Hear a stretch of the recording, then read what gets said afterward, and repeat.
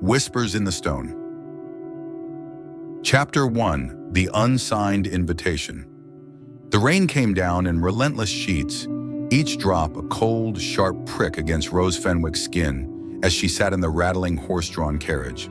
The fog was so thick it seemed to swallow the world, leaving only the jagged outlines of limestone hills looming like silent sentinels in the gloom. The air was heavy with the scent of wet earth and something older, more primal, a faint tang of decay that clung to the wind. The carriage's wooden wheels groaned over the muddy, uneven road, and the driver, a stooped old man with a face like weathered bark, hadn't uttered a word since picking her up at the desolate inn in the village of Blackthorn 2 hours back. Rose's gloved fingers traced the edges of the letter in her lap, its parchment yellowed and crisp, like something exhumed from a forgotten grave. The words, written in precise black ink, were both an invitation and a riddle. Dear guest, you are invited to a night of destiny at Ravenmoor Castle on the 13th of October. A generous reward awaits you. Come alone. Ask no questions. Count Alaric Vexley. No signature, no crest. Just the name of a man she'd never heard of, tied to a place she'd only known from whispers in London's underbelly. Tales of a reclusive nobleman and a castle that seemed to exist more in legend than reality. Rose wasn't one to be lured by mysteries. Her years at Scotland Yard, analyzing cases that left even seasoned inspectors baffled, had taught her to distrust anything that smelled of theatrics. Yet here she was, drawn by the promise of a sum scrawled on a separate note tucked inside the envelope. A sum that could erase the debts that had haunted her since the fallout of her last case. The one that had cost her her badge and nearly her sanity. She shifted in her seat, the leather creaking under her weight. The memory of that case flickered unbidden. The blood-soaked room, the witness who vanished, the whispers in the yard that she'd been too reckless, too obsessed. She'd walked away from it all, vowing never to let a case consume her again. But the letter in her hand felt like a challenge, a dare to step back into the shadows she'd tried to leave behind. The carriage lurched as it approached a rickety wooden bridge, the only path across a swollen river that roared with the fury of the storm. Beyond it, Ravenmoor Castle loomed, its silhouette a jagged scar against the storm-laden sky. Its towers, sharp and crooked, like the claws of some ancient beast, pierced the clouds, and the faint glow from its windows flickered like dying embers. Rose's breath caught, not from the cold, but from the weight of the place. A weight that pressed against her chest, as if the castle itself were watching, waiting. "We're here," the driver croaked, his voice like gravel underfoot. He pointed a gnarled finger toward the bridge, its planks slick with rain and trembling under the river's assault. Rose stepped out, her boots sinking into the mud, her valise light in her hand. She traveled light these days. Too many years of chasing ghosts had taught her to carry only what she could afford to lose. The wind howled, carrying a faint, eerie sound. A hiss or perhaps a whisper, too fleeting to decipher. She froze, straining to hear it again, but there was only the relentless patter of rain and the river's roar. The castle's iron gates loomed ahead, their black raven carvings seeming to shift in the dim light, as if ready to take flight. They creaked open with a groan that echoed in Rose's bones, and a tall, gaunt figure emerged from the shadows. His black cloak billowed in the wind, and his eyes, hidden behind round spectacles, glinted with a cold, calculating sharpness. "Miss Fenwick, I presume?" His voice was low, deliberate, each word clipped as if rehearsed. "That's right," Rose said, her tone steady despite the unease coiling in her gut. Her hand tightened on her umbrella's handle, a reflex from years of facing men who thought they could intimidate her. "And you are Gideon, the butler. Count Vexley is expecting you. Follow me." He turned abruptly, his cloak sweeping the wet stone as he led her into the castle's maw. The corridor was a tunnel of cold stone, its walls lined with portraits of stern, forgotten faces, their eyes seeming to follow her every step. Cobwebs clung to the corners, and the air was thick with the musty scent of age, laced with that same metallic tang she'd noticed outside, faint but unmistakable. Her boots echoed on the polished marble floor, each step a reminder of how far she was from the world she knew. She glanced at the portraits, noting their heavy frames and faded gilding. One caught her eye, a man with sharp cheekbones and hollow eyes, his expression caught between sorrow and menace. The plaque beneath read, Lord Erasmus Vexley, 1789. An ancestor of the Count, perhaps? Gideon led her to a vast hall where a fire roared in a massive hearth, its light casting long, writhing shadows on the stone walls. 9 other figures stood scattered across the room, their silhouettes stark against the flickering glow. Rose's instincts kicked in, her mind cataloging them as she'd done with every case at the yard. A doctor, elderly, his hands trembling as he clutched a silver pocket watch. A woman in mourning black, her face half hidden behind a lace veil, her posture rigid as if guarding a wound. A man in a faded military uniform, his jaw set and his eyes scanning the room like a predator. A young girl, likely a maid, huddled in a corner, her fingers twisting the hem of her apron. A man with wild hair and a velvet coat, muttering to himself as he scribbled in a notebook. Perhaps the novelist. A woman with a serene smile, her hands folded neatly, but her eyes darting with unspoken calculations. A gaunt man with a hawkish nose, his lawyerly demeanor betrayed by the nervous tap of his foot. An artist, her gaze distant, her fingers tracing invisible shapes in the air. And a man with an astrologer's robe, his fingers adorned with rings that glinted in the firelight. The silence was suffocating, broken only by the crackle of the fire and the distant howl of the storm outside. Rose felt their eyes on her, sizing her up as she did them. No one spoke, but the air thrummed with unspoken questions, suspicions, secrets. Welcome to Ravenmoor. Gideon's voice sliced through the tension, drawing every gaze. Count Vexley will join you at dinner. Until then, your rooms are prepared. Rest if you can. His lips curved into a smile that didn't reach his eyes, a smile that made Rose's skin prickle. She stepped forward, her voice cutting through the silence. Where is the Count? A man who sends such peculiar invitations should at least greet his guests in person. Gideon's smile tightened, his eyes narrowing behind his spectacles. The Count is occupied, Miss Fenwick, but rest assured, all will be revealed at dinner. He turned, his cloak whispering against the floor, and vanished through a side door. The heavy oak door slammed shut behind him, the sound reverberating like a judge's gavel. Rose's gaze swept the room again, noting the way the others shifted, some avoiding eye contact, others staring openly. The doctor coughed, a dry, nervous sound. The veiled woman's fingers tightened on her reticule. The military man's hand rested on his belt, as if expecting a weapon that wasn't there. Rose slipped the letter back into her coat pocket, her fingers brushing the worn leather of her notebook, a habit from her days at the yard. She hadn't wanted to come here, hadn't wanted to step back into the game of lies and shadows. But something about this place, the castle, the letter, the strangers, felt like a trap she'd walked into willingly. And traps, she knew, were only dangerous if you didn't see them closing. As she stood there, the fire's light flickering across her face, a faint sound caught her ear. A whisper, soft and fleeting, like breath against stone. It came from the walls, or perhaps the wind, or perhaps her own mind, strained by the weight of this place. She turned, searching for its source, but found only the cold, unyielding gaze of the portraits. Count Alaric Vexley, she thought, her jaw tightening. Who are you? And what game are you playing? Somewhere deep within Ravenmoor's stone heart, the whisper lingered as if the castle itself knew the answer and wasn't ready to tell. Chapter 2. Those Shadowed Guests. The grand hall of Ravenmoor Castle seemed to shrink under the weight of silence, the fire's glow doing little to warm the chill that clung to the stone walls. Rose Fenwick stood near the hearth, her sharp eyes darting between the 9 strangers who shared the room, each a puzzle piece in a game she didn't yet understand. The storm raged outside, its howls muffled by the thick walls, but within, the tension was a living thing, coiling tighter with every passing moment. The faint whisper she'd heard earlier, on the bridge, in the corridor, lingered in her mind, though she couldn't be sure if it was the wind or something more sinister. The heavy oak door creaked open, and Gideon the butler reappeared, his gaunt frame silhouetted against the flickering torchlight of the corridor. "Your rooms are ready," he said, his voice as cold and precise as a surgeon's scalpel.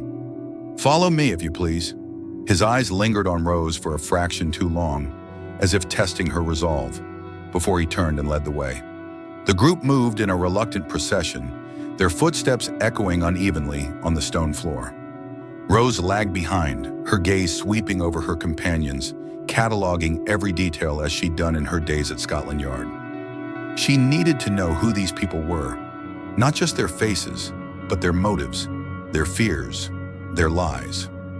First was the doctor, a wiry man in his late 60s, his silver hair thinning and his hands trembling as he gripped a worn leather medical bag.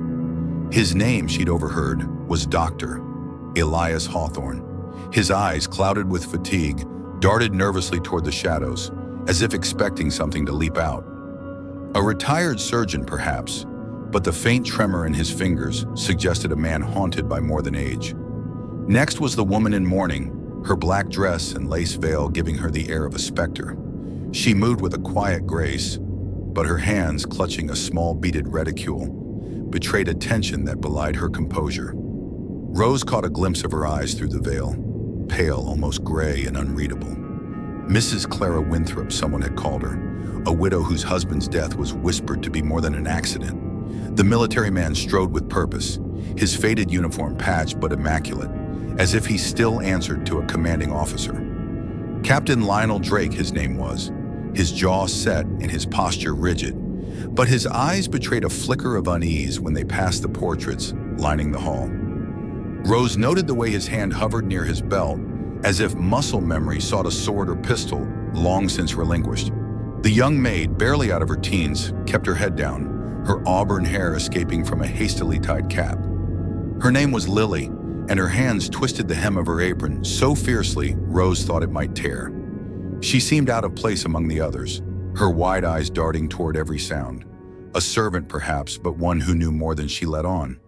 The novelist was unmistakable, a man in his 40s with wild dark hair and a velvet coat that looked more suited to a stage than a castle. Victor Grayson, he'd introduced himself with a theatrical flourish, his voice rich with the cadence of someone used to spinning tales. He clutched a notebook, scribbling furiously even as he walked, muttering phrases to himself. Rose caught a snippet, a labyrinth of deceit, and wondered if he was writing about the castle or its guests. The astrologer, a wiry man named Silas Marrow, wore a robe adorned with celestial embroidery, his fingers glittering with rings etched with strange symbols. His eyes, sharp and unblinking, seemed to see beyond the physical, and his voice carried a rhythmic lilt, as if reciting prophecies. He'd already tried to read Rose's palm in the hall, claiming the stars had foretold her arrival, but she'd brushed him off. His smile had been too knowing for her liking. The lawyer, a man named Percival Crane, was all angles and edges, his hawkish nose and thin lips giving him the look of a vulture. His tailored suit was impeccable, but his foot tapped incessantly, betraying a nervous energy. He carried a leather portfolio, its edges worn, as if he'd spent years guarding secrets within its pages. The artist, a woman named Isolde Vane, moved with a quiet intensity, her dark eyes distant as if seeing a world no one else could. She was deaf, Rose had learned, communicating through gestures and a small slate she carried. Her fingers traced invisible patterns in the air, and Rose wondered what visions haunted her silent world. The final guest was a woman in her 30s, Eleanor Shaw, whose serene smile and folded hands seemed almost too perfect. She carried herself like someone accustomed to being watched, her auburn curls meticulously arranged, but her eyes, bright and calculating, betrayed a mind that never rested. A fortune teller, perhaps, or a con artist. Rose couldn't decide. Gideon led them up a winding stone staircase, its steps worn smooth by centuries of use.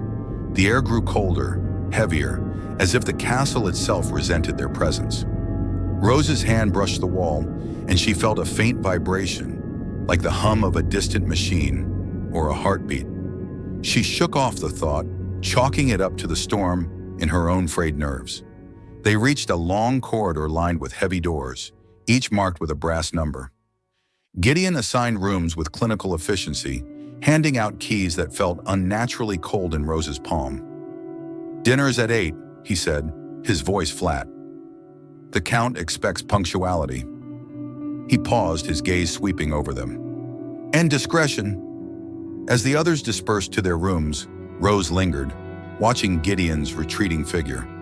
She approached the nearest portrait, a woman with piercing eyes and a cruel smile, her nameplate reading Lady Morgana Vexley, 1823.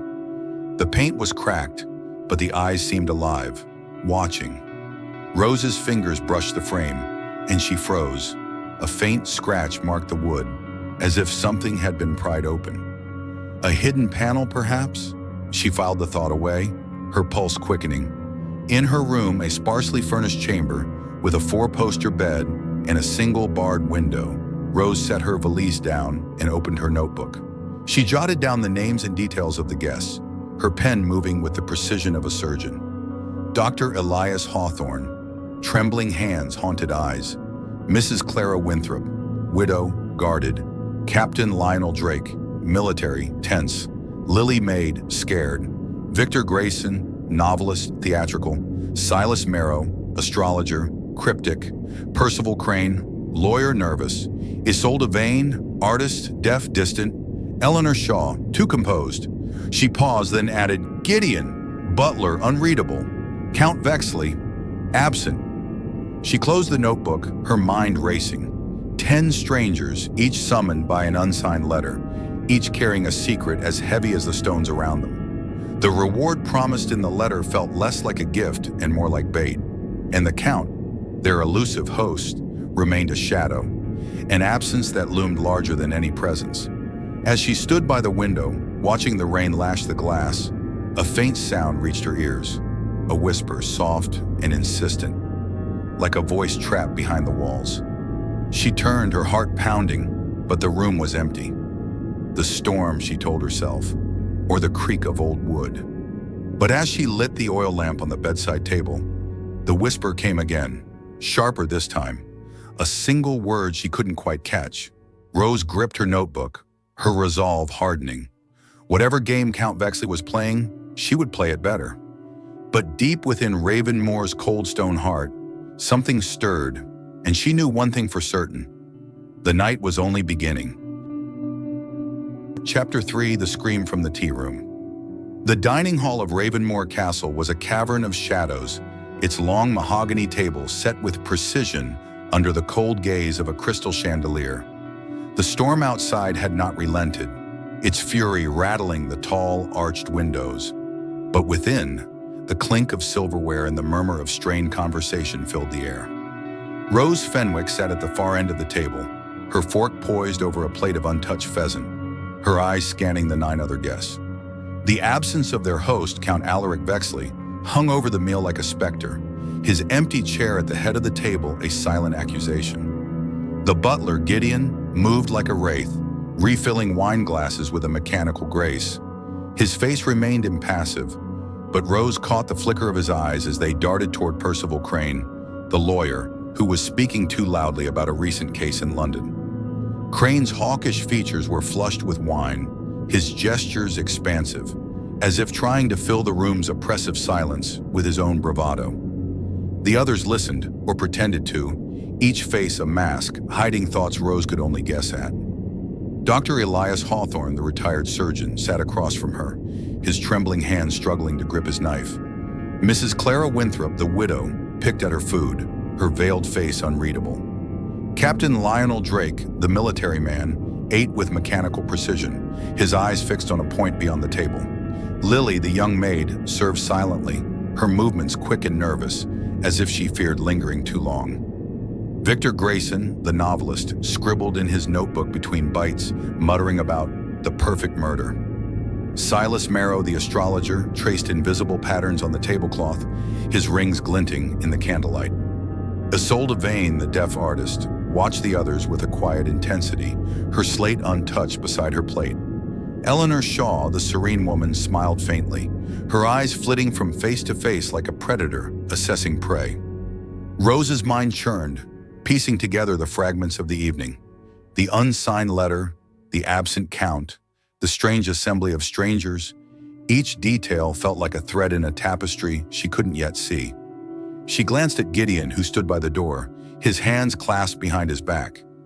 His silence was louder than Crane's bluster, and Rose wondered what secrets he guarded behind that unreadable mask. The meal ended abruptly with a scream, a sharp, guttural cry that tore through the hall like a blade. It came from the tea room, a smaller chamber adjacent to the dining hall, its door slightly ajar. The guests froze, their faces a gallery of shock and suspicion. Rose was on her feet first, her chair scraping against the stone floor as she moved toward the sound, her heart pounding but her mind sharp. "Stay here," she said, her voice cutting through the murmurs. But Captain Drake and Victor Grayson followed, their footsteps heavy behind her. Gideon appeared at her side, his face betraying no emotion, though his hand hovered near his coat pocket, a gesture Rose noted with a flicker of suspicion. The tea room was dimly lit, its walls lined with oak paneling and a single window locked tight against the storm. The air was thick with the scent of bergamot and something sharper, metallic. Percival Crane lay slumped in an armchair by the fireplace, his head tilted back, his eyes wide and unseeing. A thin needle, no longer than a sewing pin, protruded from his throat, a bead of blood glistening at its tip. His leather portfolio lay open on the floor, papers scattered like fallen leaves. Rose knelt beside him, her gloved hand checking his pulse. None. His skin was still warm, but the faint blue tinge around his lips suggested poison. She scanned the room, her eyes catching every detail: the locked window, the untouched teacup on the table, the faint scuff mark on the rug near the chair. No signs of a struggle, no footprints in the dust. The scene was as pristine as it was impossible. "Who was in here?" Rose demanded, turning to the guests now crowding the doorway. Their faces were a mix of horror and calculation, each pair of eyes avoiding hers. "He said he wanted a moment alone," Lily whispered, her voice trembling. "After dinner, he went to the tea room to read his papers." "Alone?" Rose's gaze flicked to Gideon, who stood motionless, his hands now clasped in front of him. "Did anyone see him leave the dining hall?" No one answered. Mrs. Winthrop's veil fluttered as she turned away. Dr. Hawthorne's hands shook violently, his face pale. Grayson scribbled furiously, muttering about a locked room mystery. Silas Marrow's lips moved silently, as if reciting a prayer or a curse. Rose stood, her mind racing. A locked room, a dead man, a needle laced with poison. This was no accident. She glanced at the fireplace, where the flames cast eerie shadows on a large portrait above the mantel. A man with sharp cheekbones and hollow eyes, identical to the one she'd seen in the corridor. Lord Erasmus Vexley, 1789. But something was off. The frame was slightly askew, a faint scratch marking its edge, just like the one she'd noticed in the corridor. "Gideon," she said sharply, "when was this room last used?" The butler's eyes met hers, cold and unyielding. "Not since this morning, Miss Fenwick. The staff prepared it for after-dinner tea, but no one entered until Mr. Crane." Rose's fingers brushed the portrait's frame, her pulse quickening. The scratch was fresh, the wood splintered. She pressed gently, and a soft click echoed in the silence. The panel beside the fireplace shifted, revealing a narrow gap. Too small for a person, but large enough for a hand or a needle. A gasp rippled through the group. Captain Drake stepped forward, his voice low. "A hidden passage?" "Perhaps," Rose said, her mind already mapping the possibilities. Someone had been here, watching, waiting. She turned to the guests, her voice steady but laced with steel. "No one leaves this castle, not until we know who did this." Outside, the storm roared, and the bridge to the outside world was gone, swept away by the flood. Inside, the walls of Ravenmoor seemed to close in, and from somewhere deep within, a whisper stirred, sharp, fleeting, and unmistakably real. Chapter 4: The Eyes Behind the Canvas. The tea room was a tomb of silence, save for the relentless drumming of rain against the locked window. The body of Percival Crane still slumped in the armchair, the needle in his throat glinting like a malevolent eye in the firelight. Rose Fenwick stood by the fireplace, her gloved hands clasped behind her back, her gaze fixed on the portrait of Lord Erasmus Vexley. Its frame, slightly askew, bore a fresh scratch that matched the one she'd noticed in the corridor the night before. The air was heavy with the scent of bergamot and blood, and the weight of 9 pairs of eyes watching her every move. The guests hovered near the doorway, their faces a mosaic of fear, suspicion, and calculation. Dr. Elias Hawthorne clutched his medical bag, his trembling hands betraying his unease. Mrs. Clara Winthrop's veil fluttered as she whispered something to herself, her gray eyes darting toward the shadows. Captain Lionel Drake stood rigid, his military bearing a stark contrast to the nervous twitch in his jaw. Lily, the maid, clung to the doorframe, her face pale as moonlight. Victor Grayson, the novelist, scribbled furiously in his notebook, his mutterings about a perfect crime grating on Rose's nerves. Silas Marrow, the astrologer, traced celestial patterns in the air, his rings catching the firelight. Isolde Vane, the deaf artist, watched with an intensity that made Rose wonder what she saw in the room's silent corners. Eleanor Shaw's serene smile faltered, her fingers twisting a handkerchief. Gideon, the butler, stood apart, his cold gaze fixed on Rose, as if daring her to unravel the truth. "No one leaves this room until I say so," Rose said, her voice low but commanding. She stepped toward the portrait, her boots soft on the rug, and ran her fingers along the scratched frame. The wood was splintered, the mark fresh, too fresh for coincidence.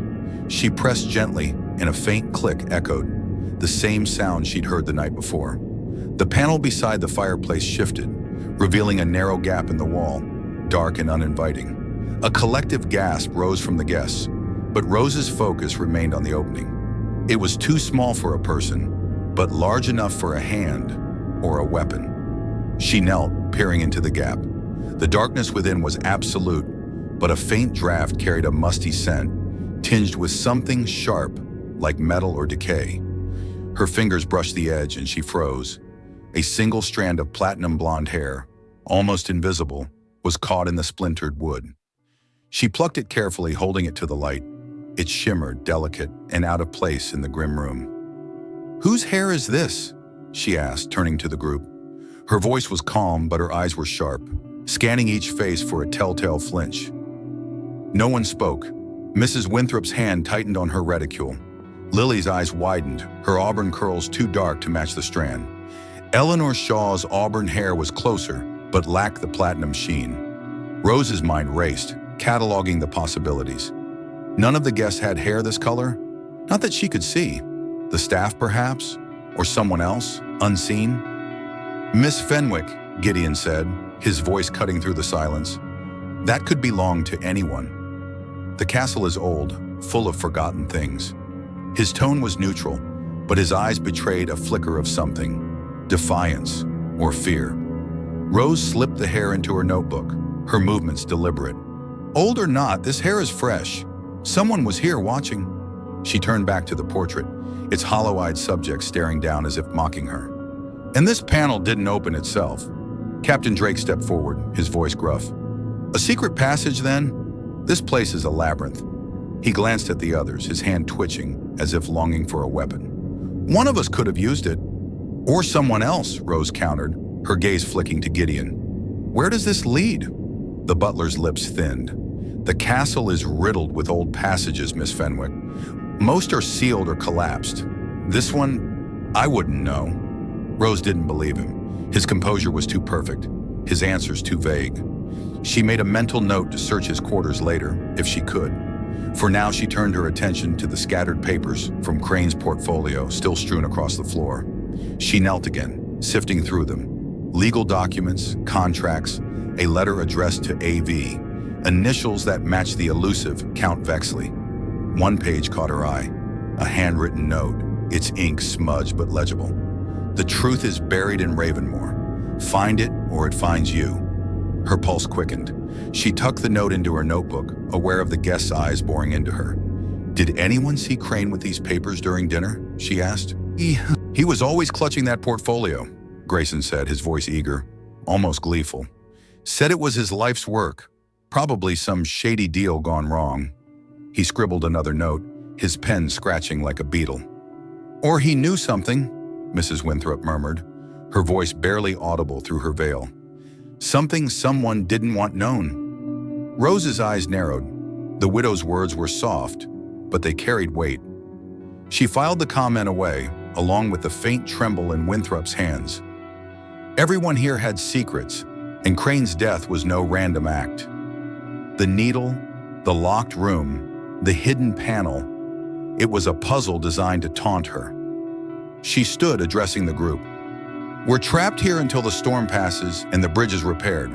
That means the killer is among us, or hiding in these walls.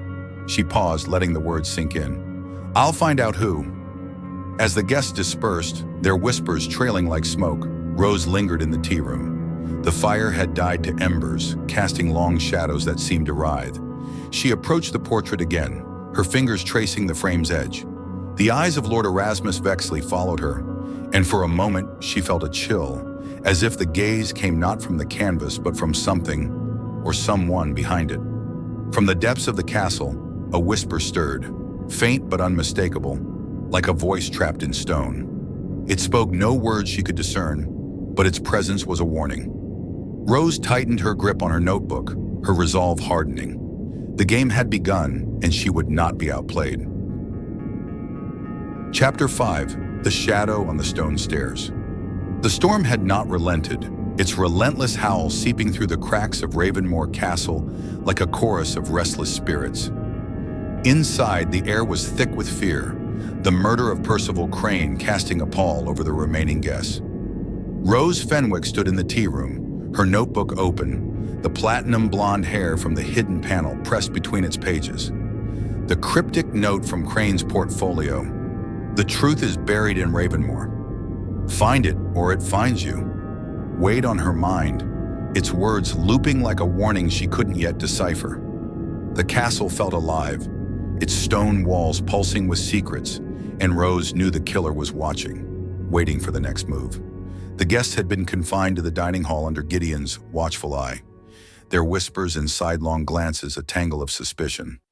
Rose had insisted on examining the tea room alone, needing space to think, but the weight of their fear followed her like a shadow. She traced the edge of the hidden panel again, its narrow gap a silent taunt. The platinum hair suggested someone, or something, had been behind the wall, but Gideon's claim of collapsed passages rang hollow. She needed to find where it led, but first she needed to understand why Crane had been targeted. A scream shattered her thoughts, high and jagged, echoing from the upper floors.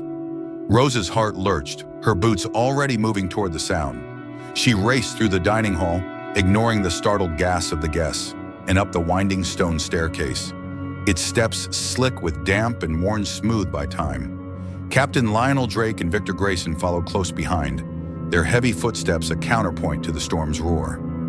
Gideon appeared at the rear, his expression as unreadable as ever, though his hand hovered near his coat pocket again, a gesture Rose hadn't forgotten. The scream had come from the third-floor landing, a wide platform overlooking the grand hall below. There, sprawled at the base of the balustrade, lay Dr. Elias Hawthorne, his body twisted at an unnatural angle. His silver hair was matted with blood, his eyes staring blankly at the ceiling, where a chandelier swayed faintly, as if disturbed by an unseen hand. A splintered wooden railing hung loosely above, its support pin missing, leaving a jagged gap where the doctor had fallen. Rose knelt beside him, her gloved hand checking for a pulse. None. His neck was broken, his skull cracked from the impact, but her eyes caught something clutched in his rigid fingers, a crumpled piece of paper, stained with blood. She pried it free, careful not to tear it, and unfolded it under the dim light of a wall sconce.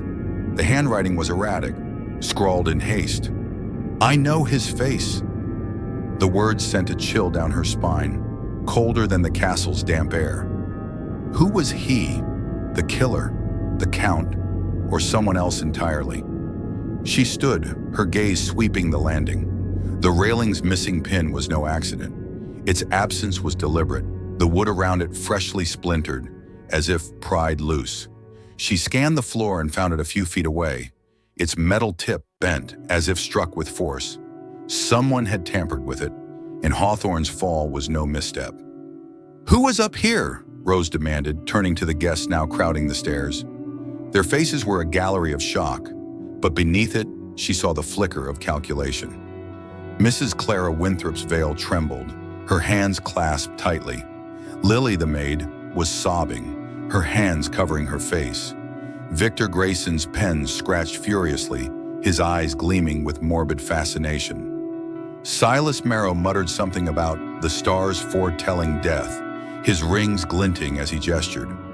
Isolde Vane's hands moved in rapid signs, her slate clutched tightly, her expression unreadable. Eleanor Shaw's serene facade cracked, her lips parting in a silent gasp. Captain Drake's jaw tightened, his hand flexing as if itching for action. "Doctor, Hawthorne said he needed air," Lily stammered, her voice barely audible. He went upstairs alone after we left the dining hall." "Alone?" Rose's eyes flicked to Gideon, who stood at the edge of the group, his hands clasped behind his back. "Did anyone see him leave?" No one answered. The silence was heavy, broken only by the distant rumble of thunder. Rose knelt again, examining the pin. Its bent tip suggested force, but the landing was empty. No tools, no footprints, only the faint scuff of boots on the stone. She glanced up at the chandelier, its crystals catching the light in a way that seemed almost deliberate. Had someone been up there, tampering with the railing? "Miss Fenwick," Gideon said, his voice smooth as ice. "This was a tragic accident. The castle is old, its fixtures unreliable." Rose's eyes narrowed. "An accident doesn't leave a note like this." She held up the crumpled paper, watching the guests' reactions. Grayson's pen paused, his eyes narrowing. Winthrop's veil fluttered, as if she'd stopped breathing. Drake's hand twitched, his military instincts betraying him. She slipped the note into her notebook, alongside the platinum hair and Crane's cryptic message. 2 deaths in one night, both staged with precision, both leaving clues that pointed to a deeper truth. She turned to the railing, running her fingers along the splintered wood. A faint scratch caught her eye, similar to the one on the tea room's portrait frame. It was too precise, too deliberate to be coincidence. "Captain Drake," she said, her voice steady, "help me check the upper floors. If there's a passage behind that panel in the tea room, it might connect here." Drake nodded, his face grim. "This place is a death trap," he muttered. But he followed her up the stairs, his boots heavy on the stone. As the others dispersed, their whispers trailing like ghosts, Rose paused at the landing's edge, her eyes drawn to the shadows below. The grand hall stretched out, its portraits staring down like silent judges. The air pulsed with that faint, familiar whisper. Sharper now, almost a word, but still elusive. It came from the walls, or perhaps the stairs, or perhaps her own mind, strained by the weight of death. Rose gripped her notebook, her resolve ablaze against the darkness. 2 men were dead, and the killer was still here, hiding behind a face, or within the stone itself. She would find them, no matter what it cost. Chapter 6. The Sleepless One. The air in Ravenmore Castle grew colder with each passing hour, as if the stone walls were leaching warmth from the living. 2 deaths in a single night, Percival Crane with a needle in his throat, Dr. Elias Hawthorne broken on the stone stairs, had turned the grand hall into a mausoleum of fear. Rose Fenwick stood on the 3rd floor landing, her notebook heavy with clues. A platinum blonde hair, a cryptic note from Crane's portfolio, and now Hawthorne's scrawled message. "I know his face." The words gnawed at her, each one a piece of a puzzle that refused to take shape. Outside, the storm raged, its howls mingling with the faint, persistent whisper that seemed to seep from the castle's very bones. The guests had retreated to their rooms, their faces pale and their whispers sharp with accusation. But Rose had no intention of resting. Sleep was a luxury she couldn't afford, not with a killer among them, and not with the question of Count Alaric Vexley's absence burning in her mind. Why summon 10 strangers to a castle and then vanish? The unsigned letter, the empty chair at dinner, Gideon's evasive answers. It all pointed to a truth buried deeper than the bodies piling up. She descended the staircase, her boots soft on the worn stone, and made her way to the servants' quarters, a narrow corridor tucked behind the kitchen. The air here was damp, heavy with the scent of mildew and old grease. A single oil lamp flickered on the wall, casting jagged shadows that seemed to shift just beyond her sight. Rose's hand rested on her notebook, her fingers itching to record every detail, but she needed answers, not more questions. The door to the maid's room was ajar, and inside Lily sat on a narrow cot, her auburn curls loose and her eyes red from crying. She flinched as Rose entered, her hands twisting the hem of her apron, now frayed from her nervous habit.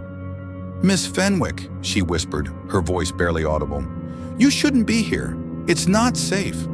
"Nowhere in this castle is safe," Rose said, her tone firm but not unkind. She sat across from Lily, her eyes scanning the girl's face for signs of deceit. "You know something, Lily. Something about this place. About the Count." Lily's gaze darted to the door, then back to Rose. Her lips trembled, and for a moment Rose thought she might bolt. But then the girl's shoulders slumped, as if the weight of her secret was too heavy to carry alone. I worked here before," she said, her voice breaking. 10 years ago. I was just a girl, barely 15. The Count, he was different then. Kind but strange. Always talking about his dreams, his fears. Then one night he just vanished." Rose's pulse quickened, but she kept her expression neutral. "Vanished? You mean he left the castle?" Lily shook her head, her eyes wide with fear. "No, miss. He was here one day, gone the next. The staff were told he'd gone abroad, but I saw things that didn't add up. His study was locked, his papers burned, and there were voices in the walls at night. I thought I was mad, but I heard them. Whispers, like someone was watching." Rose leaned forward, her voice low. "And now? This invitation, this dinner. Who sent it if the Count is gone?" Lily's hands twisted harder, her knuckles white. "I don't know. I got a letter, same as you. It said to come back, to serve at the castle again. It promised money, more than I'd ever seen. But when I arrived, it wasn't right. Gideon acts like he's in charge, but he's not the Count. And the others..." She trailed off, her eyes darting to the door again. "They're not what they seem." Rose's mind raced. A missing Count, a castle full of secrets, and now 2 murders. If Vexley had vanished 10 years ago, who had summoned them here? And why? She thought of the platinum hair, the hidden panel, the note in Hawthorne's hand. "I know his face." Did Hawthorne know the imposter's identity? Or was the killer someone else, hiding behind the Count's name? "Lily," Rose said, her voice steady, "did you ever see anyone with platinum blonde hair in the castle? Back then? Or now?" The girl shook her head, her curls bouncing. "No, miss, no one like that. But there was a woman years ago, a guest of the Count's. She came and went, always in a veil, like Mrs. Winthrop. I never saw her face." Rose's fingers tightened on her notebook. A veiled woman, like Winthrop. A coincidence? Or another thread in the web? She stood, her mind already mapping the next steps. "Stay in your room, Lily. Lock the door, and don't tell anyone we spoke." As she left the servants' quarters, the whisper came again. Faint but sharper now, like a voice struggling to break free. It seemed to follow her, echoing in the narrow corridor. But when she turned, there was only darkness. She clutched her notebook, the weight of Lily's words settling like frost in her bones. If the true Count Vexley was gone, then who was playing host? And what did they want with 10 strangers trapped in a storm-lashed castle? Back in the grand hall, the remaining guests had gathered, their faces drawn in the flickering candlelight. Mrs. Clara Winthrop stood by the fireplace, her veil casting shadows like a spider's web. Captain Lionel Drake paced, his boots heavy on the stone. Victor Grayson scribbled, his mutterings now a low chant. Silas Marrow's eyes gleamed, his fingers tracing unseen patterns. Isolde Vane's hands moved in silent signs, her slate blank. Eleanor Shaw's smile was gone, her face pale as she watched the others. Rose's gaze swept over them, each a potential liar, each a potential killer. "The Count is not what he seems," she said, her voice cutting through the silence. "And neither are some of you." The whisper stirred again, from the walls, from the shadows, from the very heart of Ravenmore. It was no longer a sound but a presence, and Rose knew it was watching her, waiting for her to falter. Chapter 7. The Sound in the Dead of Night. The third night at Ravenmore Castle was a descent into madness, the storm outside a feral beast tearing at the ancient walls. The murders of Percival Crane and Dr. Elias Hawthorne had turned the castle into a crucible of fear, each guest a suspect, each shadow a threat. Rose Fenwick sat in her room, the oil lamp's feeble glow casting jagged shapes across her notebook. Its pages were a map of the dead, a platinum blonde hair from the tea room's hidden panel. Crane's cryptic note, "The truth is buried in Ravenmore. Find it or it finds you." And Hawthorne's blood-stained scrawl, "I know his face." The words burned in her mind, each a fragment of a truth she could feel but not yet grasp. The castle was alive, its stone veins pulsing with secrets, and somewhere within, a killer waited, their moves as calculated as a chess master's. Sleep was a ghost Rose couldn't chase. The weight of Lily's confession, that the true Count Alaric Vexley had vanished 10 years ago, pressed against her, heavy as the storm-soaked stones. If Vexley was gone, who had summoned them to this death trap? The unsigned letter, the empty chair at dinner, Gideon's cold evasions. They were threads in a tapestry of deceit, and Rose was determined to unravel it before another body fell. She closed her notebook, her fingers tracing the worn leather, a relic from her days at Scotland Yard when every case was a battle she could win. But Ravenmore was different. It wasn't just a crime scene. It was a labyrinth, and she was running out of light. A sound pierced the silence, a faint rhythmic clatter, like the heartbeat of some mechanical beast. It came from the lower floors, sharp and deliberate, cutting through the storm's relentless roar. Rose's pulse quickened, her instincts flaring. She slipped her notebook into her coat, seized the oil lamp, and stepped into the corridor. The air was thick with the scent of dust and something sharper, rust or blood or both. The whisper she'd come to dread stirred again, weaving through the clatter like a serpent through reeds, its presence both familiar and elusive. She paused, straining to pinpoint it, but it faded into the castle's endless drone. She descended the stone staircase, her boots whispering against the worn steps, each one etched with centuries of secrets. The clatter grew louder, unmistakable now, the staccato rhythm of a typewriter, relentless and mechanical. It came from the library, a heavy oak door sealed with wax after Crane's murder, its brass lock gleaming like a wary eye. Rose pressed her ear to the wood, her breath shallow. The sound was alive, as if the machine itself were speaking, its keys driven by an unseen hand. She tested the handle, locked as expected. The wax seal was intact, its surface unmarred, a silent claim that no one had entered. But Rose knew better than to trust appearances in Ravenmore. She glanced down the corridor, where torchlight cast writhing shadows on the walls. The portraits stared down, their painted eyes seeming to follow her, accusing or mocking. She couldn't tell which. One caught her attention, a woman with a cruel smile, her plaque reading Lady Morgana Vexley, 1823. The frame bore a faint scratch, like those in the tea room and on the staircase railing. Rose's fingers brushed it, her heart racing. Another hidden panel? She pressed, but nothing gave. The clatter continued, a taunt she couldn't ignore. She returned to the grand hall, where a rusty iron keyring hung on a hook near the fireplace. Gideon's spare set, left carelessly after dinner. Careless or deliberate? She grabbed it, the keys cold and heavy, their edges biting into her palm. Back at the library door, she tried each key, her hands steady despite the growing chill in her bones. The third key turned, the wax seal cracking like brittle bone. The door groaned open, its hinges a dying wail, and Rose stepped into the darkness. The library was a cathedral of shadows, its towering shelves crammed with leather-bound tomes that seemed to lean toward her, whispering secrets in languages long forgotten. A single typewriter sat on a mahogany desk at the room's center, its keys moving of their own accord, striking the paper with a rhythm that echoed the storm. Rose approached, her lamp casting a trembling glow. The page in the typewriter bore a single line, repeated in stark black ink. "The killer is among you." Her breath caught, the words a blade against her nerves. She reached for the machine, but the keys stopped, the silence sudden and suffocating. The air grew colder, the whisper rising from the walls, sharper now, almost a voice, wordless, but heavy with intent. She spun around, her lamp sweeping the room, but there was only darkness, books, and the weight of those typed words. Footsteps echoed behind her, heavy and deliberate.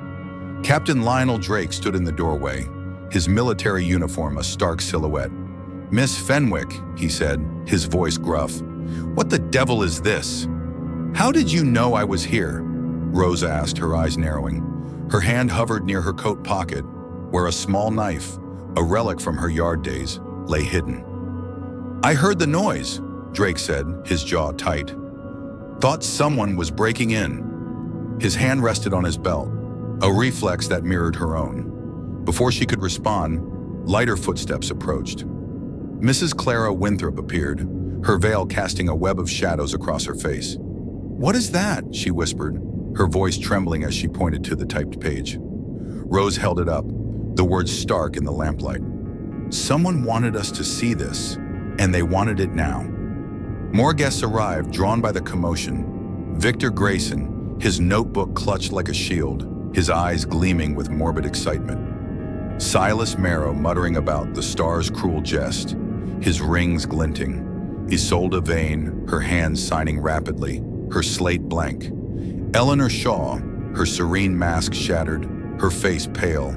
And Lily, her eyes wide with terror, her hands twisting her frayed apron. Gideon was last, his cold gaze sweeping the room like a predator assessing its prey. "The library was sealed," Gideon said, his voice flat but edged with something Rose couldn't place. "How did you get in?" She held up the keyring, her eyes locked on his. "Your keys, Gideon." "Left where anyone could find them. Care to explain?" His lips thinned, but he said nothing. Rose turned back to the desk, her eyes catching a faint scratch on the baseboard, identical to those on the tea room's portrait and the staircase railing. She knelt, pressing the wood, and a soft click echoed. A small panel slid open, revealing a narrow chute, too small for a person, but large enough for a hand to slip through, or a mechanism to be rigged. Dust coated the edges, but a fresh smudge marked the rim, as if someone had touched it recently. "Another passage," Rose said, her voice steady despite the chill crawling up her spine. She stood, facing the guests. "This castle is a maze of lies, and someone here knows every turn." The whisper stirred again, from the chute, from the walls, from the air itself. It was no longer a sound but a presence, daring her to falter. Rose gripped her notebook, her resolve aflame against the darkness. The killer was close, and they were watching, perhaps from behind the very walls that held them captive. Chapter 8: The Game of Legacy. The Grand Hall of Ravenmore Castle was a theater of shadows, its towering stone walls swallowing the feeble light of the chandelier above. The storm outside raged on, its howls a constant reminder of their isolation. But within, the air was thick with a different kind of tempest. Fear, suspicion, and the weight of unspoken truths. 3 deaths in 2 nights, Percival Crane, Dr. Elias Hawthorne, and the unseen hand behind the typewriter's chilling message, "The killer is among you," had turned the guests into prisoners of their own secrets. Rose Fenwick stood by the fireplace, her notebook tucked inside her coat, her eyes scanning the remaining 7 faces. Each was a mask, hiding motives she could only guess at, and the absence of Count Alaric Vexley loomed larger than ever. The library's typewriter, its keys moving as if possessed, had shaken the group.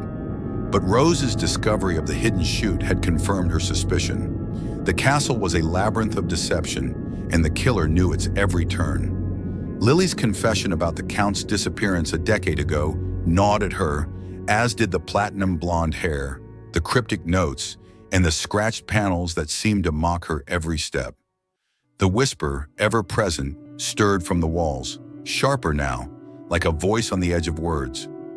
Rose tightened her grip on the small knife in her pocket, a relic from her Scotland Yard days, and steeled herself. The killer was close, and they were watching. Gideon, the butler, stood by the hall's entrance, his gaunt frame as unyielding as the stone around them. "The Count has requested a gathering," he announced, his voice cutting through the tense silence. "A game, if you will, to pass the night." His eyes, cold behind his spectacles, lingered on Rose, as if measuring her resolve. "A game!" Captain Lionel Drake snapped, his military posture rigid, his hand twitching near his belt. "3 people are dead, and you propose a game?" Gideon's lips curved into a thin smile. "The Count believes it will illuminate matters. Each of you will share a secret, a truth you've kept hidden. Refuse, and you forfeit your place here." His tone was neutral, but the threat was clear. Rose's eyes narrowed. A game of secrets in a castle of lies, with a killer among them. It was madness, or a trap. But she nodded, her mind already calculating. If the killer was here, their secret might betray them. The guests sat in a loose circle around the fire, their faces bathed in flickering light. Mrs. Clara Winthrop's veil cast a web of shadows, her hands clasped tightly. Victor Grayson, the novelist, clutched his notebook, his eyes gleaming with a mix of fear and excitement. Silas Marrow, the astrologer, traced celestial patterns on the table, his rings glinting ominously. Isolde Vane, the deaf artist, held her slate, her dark eyes watchful, her hands steady despite the tension. Eleanor Shaw's serene smile was strained, her fingers twisting a handkerchief. Lily, the maid, sat on the edge, her auburn curls loose, her face pale with dread. Gideon placed a tray of wine glasses on the table, each filled with a deep red liquid that caught the firelight like blood. "To ease the nerves," he said, his voice flat. Rose noted the tray, 7 glasses, 1 for each guest. She watched as Gideon distributed them, his movements precise, his eyes avoiding hers. "I'll begin," Grayson said, his voice theatrical, as if addressing an audience. "I once stole a rival's manuscript and published it as my own. It made my name."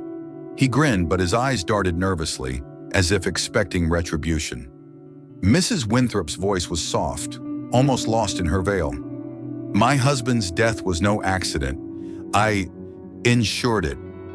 Her hands trembled, but her tone held no regret, only defiance. Drake's jaw tightened. "I deserted my post during the war, left my men to die." His voice was gruff, his eyes fixed on the floor, as if the confession burned. Marrow's lips curled into a cryptic smile. "I've sold false prophecies to desperate men, knowing they'd lead to ruin." His rings flashed as he gestured, unrepentant. Eleanor Shaw's voice was steady, but her eyes betrayed her. "I've lived under a false name for years, hiding from a past I can't outrun." Her smile faltered, her fingers still. Lily's voice was a whisper, her eyes brimming with tears. "I saw the Count burn his papers before he vanished. I never told anyone." Her hands twisted her apron, now frayed to threads. Isolde Vane wrote on her slate, her hands steady but her eyes intense. "I painted a portrait of a man who never existed, and it drove someone to madness." She held up the slate, her gaze locking with Rose's, as if daring her to ask more. Rose went last, her voice calm but sharp. "I failed a case at Scotland Yard. A girl died because I trusted the wrong person." The words tasted bitter, but she met each gaze, searching for a reaction. None came, or none she could read. The air grew heavier, the confessions hanging like smoke. Isolde reached for her glass, her movements slow, deliberate. She raised it to her lips, then froze, her eyes widening. A choked gasp escaped her, and the glass slipped from her hand, shattering on the stone floor. She clutched her throat, her body convulsing, and collapsed, her slate clattering beside her. Rose was at her side in an instant, checking her pulse. Faint, then gone. A faint, bitter scent lingered on Isolde's lips, unmistakable. Cyanide. Rose's eyes darted to the tray. The glasses were identical, but one had been tampered with. She grabbed the remaining glasses, sniffing each. One, her own, carried the same bitter tang. "Someone switched the glasses," she said, her voice steel. She turned to Gideon, who stood motionless, his hands clasped. "Who poured these?" "The staff," he said, his voice flat. "I merely served them." Rose's mind raced. The killer had struck again, in plain sight, using the game to mask their move. She scanned the guests. Grayson's pen trembled. Winthrop's veil hid her face. Drake's fists clenched. Marrow's eyes gleamed. Eleanor's hands shook. Lily sobbed. The whisper stirred from the walls, sharp and mocking, as if the castle itself were laughing. Rose stood, her knife a cold weight in her pocket. "No more games," she said, her voice cutting through the silence. "The killer is here, and I'm done playing by their rules." The fire flickered, casting Isolde's lifeless form in shadow. The whisper grew louder, a wordless taunt, and Rose knew the castle was watching, waiting for her next move. Chapter 9. The Door That Never Opens. The Grand Hall of Ravenmoor Castle was a crypt of silence, the air heavy with the stench of death and deceit. Isolde Vane's lifeless body had been moved to a side room, her shattered wine glass a grim reminder of the killer's audacity. 3 deaths, Percival Crane, Dr. Elias Hawthorne, and now the deaf artist, had stripped the remaining guests of any pretense of civility. Rose Fenwick stood by the fireplace, her notebook a weight in her coat, its pages crowded with fragments of the truth. A platinum blonde hair, cryptic notes, a tampered railing, a typewriter's chilling message, and Lily's confession about the vanished Count Alaric Vexley. The castle's stone walls seemed to pulse, the whisper within them sharper now, almost a voice, mocking her every step. She gripped the small knife in her pocket, her resolve aflame against the darkness. But the weight of the game of secrets lingered, each confession a thread in a web she couldn't yet untangle. The guests were scattered, their faces pale in the flickering candlelight. Mrs. Clara Winthrop sat motionless, her veil a shroud hiding her thoughts. Captain Lionel Drake paced, his boots heavy on the stone, his military discipline fraying. Victor Grayson scribbled in his notebook, his mutterings now a low chant of the perfect crime. Silas Marrow traced invisible patterns, his rings glinting like stars in a cursed sky. Eleanor Shaw's serene facade was gone, her hands trembling as she clutched her handkerchief. Lily, the maid, hovered near the door, her auburn curls loose, her eyes red from tears. Gideon, the butler, stood by the entrance, his cold gaze unreadable. But Rose noted the slight twitch of his hand, a tell she hadn't missed since the first night. The game of secrets had been a trap, and Isolde's death proved it.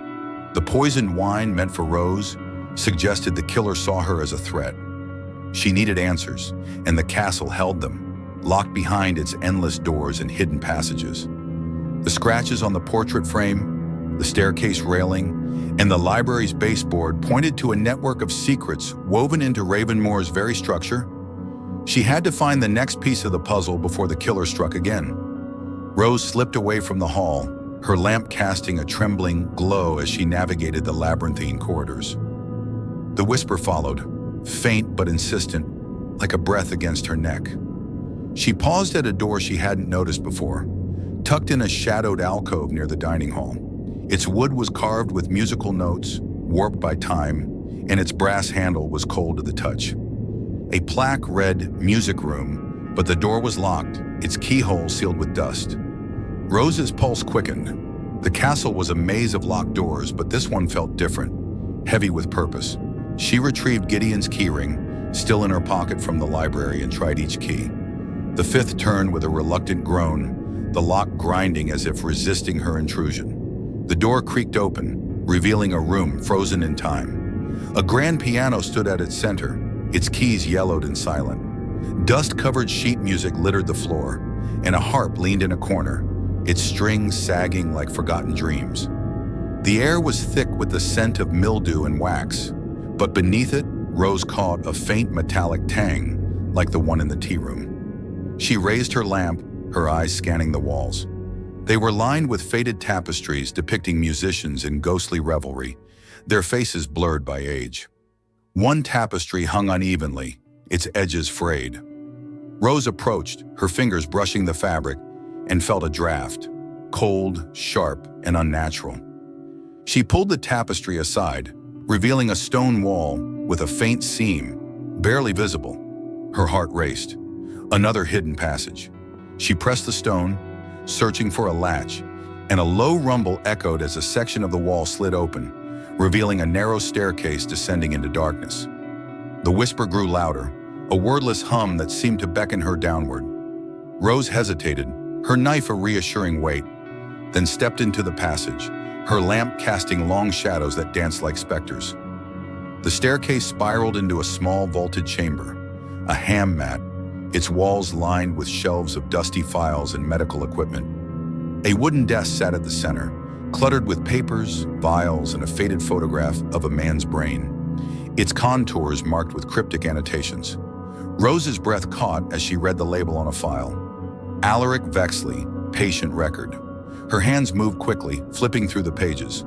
The records detailed a diagnosis of paranoid dissociative disorder, with notes on extreme hypnotherapy conducted by an unnamed physician. Phrases leaped out. Patient exhibits multiple personas, delusions of persecution, insists someone is watching from the walls. Rose's mind raced. Vexley's mental state explained Lily's story of his strange behavior before his disappearance. But it raised more questions. Had he been driven mad by this castle? Or had someone used his condition to orchestrate his vanishing? She found another document, a letter signed Dr. H. Hawthorne, perhaps, warning of the dangers of the hypnotherapy, noting its potential to fracture the mind beyond repair. A noise above, a faint creak, snapped her back to the present. She doused her lamp, plunging the chamber into darkness, and listened. Footsteps, slow and deliberate, descended the stairs. Her hand tightened on her knife, her body tense. The whisper surged, sharp and urgent, as if warning her or mocking her. "Who's there?" she called, her voice steady despite the darkness. No answer came, only the creak of another step. Rose pressed herself against the wall, her eyes adjusting to the faint glow seeping from above. A shadow moved, tall and indistinct, then stopped.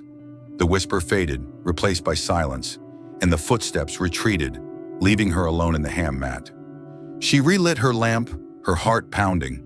The files were a goldmine, but they confirmed what she'd feared. Ravenmore was not just a castle, but a prison for fractured minds. She tucked the Vexley file into her coat, alongside her notebook, and climbed the stairs, sealing the passage behind her. Back in the music room, she stood by the piano, its silent keys a mirror to her thoughts. The killer was here, manipulating them like pieces on a board, and Vexley's past, or his absence, was the key. The whisper stirred again, from the walls, from the shadows, from the heart of Ravenmore itself. It was no longer a sound, but a promise of truth or death. Chapter 10, The Betrayal of the Captain. The fourth night at Ravenmore Castle was a descent into chaos, the storm outside a relentless fury that mirrored the turmoil within. 4 deaths, Percival Crane, Dr. Elias Hawthorne, Isolde Vane, and the unseen orchestrator behind the typewriter's chilling words, had turned the castle into a crucible of dread. Rose Fenwick stood in the music room, the hidden chamber's secrets heavy in her coat, the medical file detailing Count Alaric Vexley's paranoid dissociative disorder, marked by extreme hypnotherapy and warnings of a fractured mind. The whisper, ever present, pulsed through the stone walls. No longer a mere sound, but a presence, sharp and taunting, as if the castle itself were daring her to falter. Rose's notebook brimmed with fragments of the truth. A platinum blonde hair, Crane's cryptic note, Hawthorne's scrawled, "I know his face," the typewriter's warning, Lily's tale of the Count's vanishing, and now Vexley's medical records, signed by a mysterious Dr. H. Each clue was a thread in a tapestry of deceit, but the killer remained a shadow, slipping through her grasp. The game of secrets had exposed the guest's vulnerabilities. Winthrop's murder, Grayson's theft, Drake's desertion, but Isolde's poisoning proved the killer was playing a deadlier game, one where Rose herself was a target. She needed allies, but trust was a currency she couldn't afford. The remaining guests were fractured, their confessions hanging like chains. Mrs. Clara Winthrop's veiled silence, Victor Grayson's obsessive scribbling, Silas Marrow's cryptic mutterings, Eleanor Shaw's trembling hands, and Lily's tearful fear painted a gallery of suspects. Gideon, the butler, was a cipher, his cold gaze and twitching hand betraying nothing but suspicion. Yet Captain Lionel Drake, with his military precision and gruff honesty, had seemed the least likely to deceive, until now. Rose had enlisted Drake to help her search the library, hoping to find more records or a passage linking to the music room's ham mat. His steady presence had been a rare comfort, his confession of desertion a wound that made him human. But as they entered the library, its shelves looming like silent judges, Rose sensed a shift in him, a tightness in his jaw, a flicker in his eyes that hadn't been there before. "We need to check the desk," she said, setting her lamp on a table. "There might be more files, or a mechanism for the typewriter."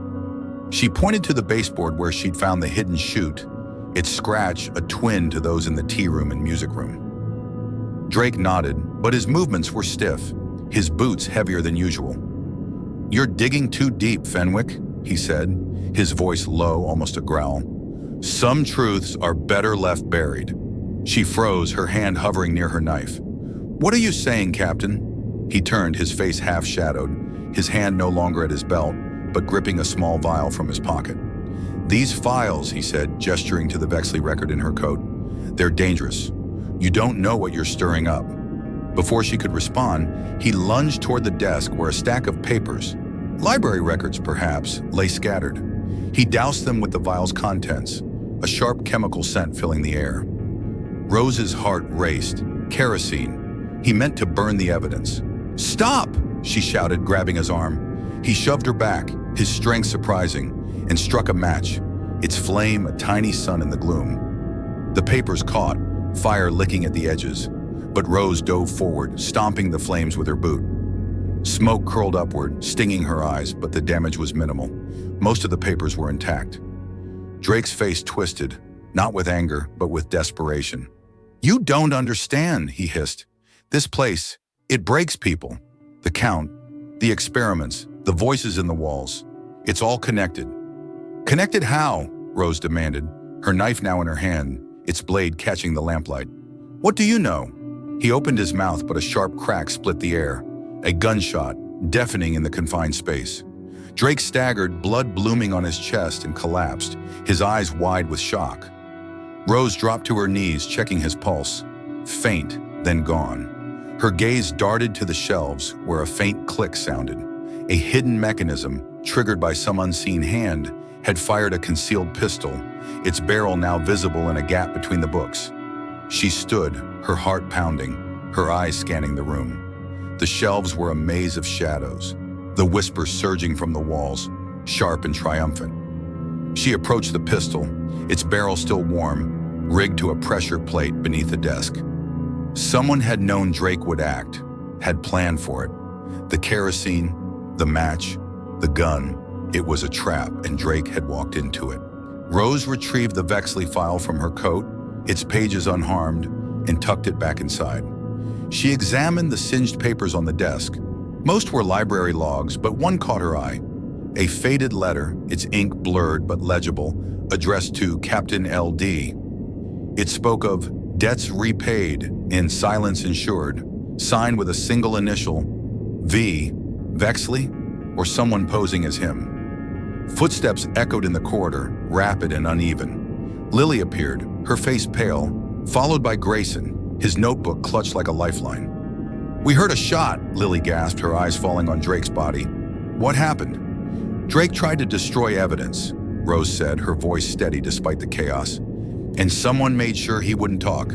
She held up the letter, watching their reactions. Grayson's pen paused, his eyes narrowing. Lily's hands trembled, her fear palpable. The other guests arrived, Winthrop, Marrow, Shaw, and Gideon, his cold gaze sweeping the scene. "Another tragedy," he said, his voice flat. But Rose caught the faintest smirk, gone in an instant. "This was no tragedy," she snapped, her knife still in hand. "This was murder, and it's tied to the Count, or whoever's using his name." The whisper surged again, from the shelves, from the walls, from the heart of Ravenmore. It was no longer a sound but a warning. and Rose knew the killer was closer than ever, their next move already in motion. Chapter 11: The Unseen Watcher. The fifth night at Ravenmore Castle was a crucible of paranoia, the storm outside a relentless dirge that seemed to mourn the living as much as the dead. 5 souls had been claimed: Percival Crane, Dr. Elias Hawthorne, Isolde Vane, Captain Lionel Drake, and the unseen hand behind the castle's deadly mechanisms. Rose Fenwick stood in the library, the air thick with the acrid residue of kerosene and blood. Her notebook, a heavy ledger of truths and half-truths. The medical file on Count Alaric Vexley, detailing his fractured mind, sat alongside a platinum blonde hair, Crane's cryptic note, Hawthorne scrawled, "I know his face," the typewriter's warning, and a letter to Captain LD signed with a taunting V. The whisper, now a constant companion, pulsed through the stone walls, sharp and deliberate, as if the castle itself were a predator, watching, waiting. Drake's betrayal, his attempt to burn the Vexley file, ended by a hidden pistol, had shaken Rose, not for its treachery, but for its implications. Someone had anticipated his move, rigged the trap, and ensured his silence. The killer was not just among them, but ahead of them. Their knowledge of Ravenmore's secrets absolute. Lily's tale of the Count's disappearance, the medical records hinting at a broken mind, and the scratches marking hidden passages all pointed to a truth buried deep within the castle's labyrinthine heart. Rose's fingers brushed the knife in her pocket, a cold tether to her Scotland Yard days, but it felt inadequate against a foe who seemed to see every step before she took it. The remaining guests were shadows of their former selves, their confessions from the game of secrets binding them in mutual distrust. Mrs. Clara Winthrop sat in the grand hall, her veil a curtain to her thoughts, her hand still as stone. Victor Grayson's pen scratched relentlessly, his eyes darting as if chasing ghosts in his own words. Silas Marrow muttered omens, his rings glinting like beacons of ill fate. Eleanor Shaw's composure had shattered, her face pale, her hands twisting her handkerchief into knots. Lily lingered near the door, her auburn curls limp, her tearful gaze fixed on the floor. Gideon the butler stood apart, his cold eyes and faint smirk a riddle Rose couldn't crack. Each was a suspect, each a potential victim, and the castle watched them all. Rose had returned to the library, driven by a need to trace the pistol's mechanism. The pressure plate beneath the desk suggested a network of traps, and the scratched baseboard from the typewriter incident hinted at passages beyond the ones she'd found. She knelt by the shelves, her oil lamp casting a trembling glow, and ran her fingers along the wood. A faint seam caught her attention, barely visible, etched with the same precise scratch she'd seen in the tea room, staircase, and music room. She pressed and a soft click echoed, revealing a narrow panel that slid open to expose a small mirrored surface, angled oddly, reflecting not the room but a sliver of the corridor outside. Her pulse quickened. A spyglass or something more sinister? She traced the mirror's edge, finding a thin tube embedded in the wall, its end hollow and metallic, an acoustic pipe designed to carry sound. She leaned closer, her breath shallow, and heard a faint murmur, not the whisper, but voices, distorted and distant, from the grand hall. The castle wasn't just hiding passages, it was rigged to watch and listen. Rose followed the wall, her fingers probing for more seams. Another panel opened, revealing a second mirror, this one angled toward the tea room's entrance. A third near the ceiling caught the staircase landing where Hawthorne had fallen. Each was paired with a listening tube, their craftsmanship meticulous, their purpose chilling. Someone had built a surveillance system, hidden in plain sight, to track every move, every word. The whisper surged, sharp and mocking, as if the watcher were laughing from within the stone. She needed to see where the tubes led. The library's panels were too small for entry, but the music room's ham mat had been larger, its staircase a gateway to the castle's underbelly. She slipped through the corridors, her lamp a frail shield against the darkness, and re-entered the music room. The warped piano and sagging harp stood silent, but the tapestry hiding the secret passage seemed to beckon. She pulled it aside, opened the stone door, and descended the spiral staircase, the whisper growing louder. a wordless hum that vibrated in her bones. The ham mat was as she'd left it. Shelves of medical files, vials, and the brain photograph marked with cryptic notes. But now she noticed a faint glint in the corner, a small convex mirror angled to reflect the desk. She approached, her fingers tracing the wall, and found another acoustic tube, its end connected to a network of pipes that snaked upward, disappearing into the stone. She tapped the pipe, and a hollow echo answered, carrying the faint clink of metal from above. The system wasn't just for listening. It was a web, linking rooms, passages, and traps. Rose's mind raced. The mirrors explained how the killer had anticipated Drake's betrayal, how they'd known to poison her glass, how they'd watched Crane and Hawthorne die. But who was the unseen watcher? Gideon, with his unreadable gaze? Grayson, hiding behind his novelist's flair? Or someone else cloaked in the Count's name? The medical files mention of Vexley's delusions of being watched took on a new weight. Had he built this system in his paranoia, or had someone used his madness to control the castle? A creak from the staircase snapped her back to the present. She doused her lamp, plunging the chamber into darkness, and pressed herself against the wall, her knife drawn. Footsteps descended, slow and deliberate, the whisper surging as if in warning. A shadow moved, tall and indistinct, pausing at the chamber's entrance. Rose held her breath, her eyes straining in the gloom. The figure lingered, then retreated, the footsteps fading, but the whisper remained, sharp and urgent, as if the castle itself were guarding its secrets. She relit her lamp, her heart pounding. The files, the mirrors, the pipes. They were pieces of a machine, and Ravenmore was its heart. She tucked the Vexley file deeper into her coat, her resolve hardening. The killer was watching, but she was watching too, and she would find them before the castle claimed another life. Back in the grand hall, the guests were gathered, their faces drawn in the candlelight. Rose's gaze swept over them, each a potential watcher, each a potential prey. "This castle sees everything," she said, her voice cutting through the silence. "And someone's been watching us from the start." The whisper stirred, from the walls, from the shadows, from the heart of Ravenmore. It was no longer a sound but a promise, of revelation or ruin. Chapter 12, The Mask of the Novelist. The dawn of the 6th day at Ravenmore Castle broke with a sickly pallor, the storm's fury reduced to a mournful drizzle that clung to the stone like tears. 5 lives had been extinguished.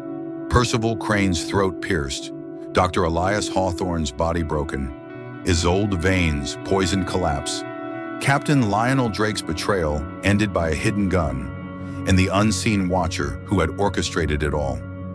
Rose Fenwick stood in the grand hall, her notebook a battered chronicle of the castle's secrets.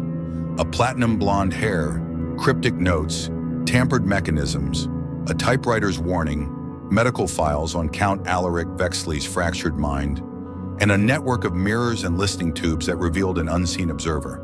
The whisper, now a relentless pulse, surged through the walls. No longer a sound but a voice, sharp and accusatory, as if Ravenmore itself demanded justice. Rose's hands trembled, not from fear but from the weight of clarity. The surveillance system she'd uncovered, mirrors angled to spy, pipes carrying every whispered word, explained the killer's omniscience. They had watched Crane die in the tea room, rigged the staircase for Hawthorne, poisoned Isolde's glass, and trapped Drake with a concealed pistol. Lily's tale of Vexley's disappearance, the medical records of his paranoia, and Drake's desperate warning. "This place breaks people," had pointed to a mind twisted by Ravenmore's shadows. But the killer was no ghost, no fractured count. They were here, among the living, and Rose knew their face. The remaining guests were husks, their confessions from the game of secrets binding them in a fragile truce. Mrs. Clara Winthrop sat by the fire, her veil a shroud, her hands still as death. Silas Marrow traced patterns in the air, his rings dull in the gray light, his muttering silenced by exhaustion. Eleanor Shaw's face was a mask of dread, her handkerchief shredded.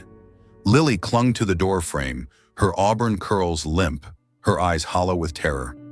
Gideon, the butler, stood apart, his cold gaze and faint smirk a constant challenge. But Rose's focus was elsewhere, on Victor Grayson, the novelist, whose pen had never stopped, whose eyes gleamed with a feverish intensity, whose mutterings of "the perfect crime" now felt like a confession.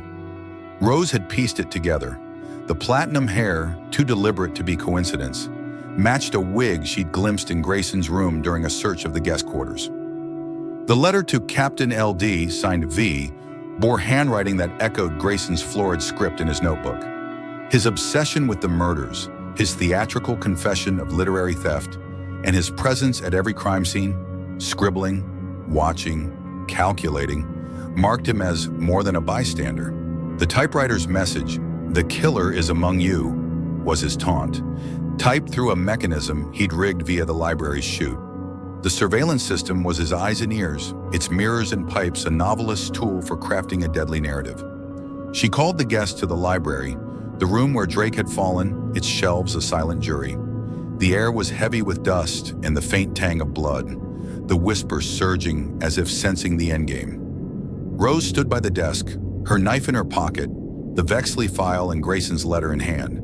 "The killer is here," she said, her voice cutting through the silence, her eyes locked on Grayson. "And their story ends now."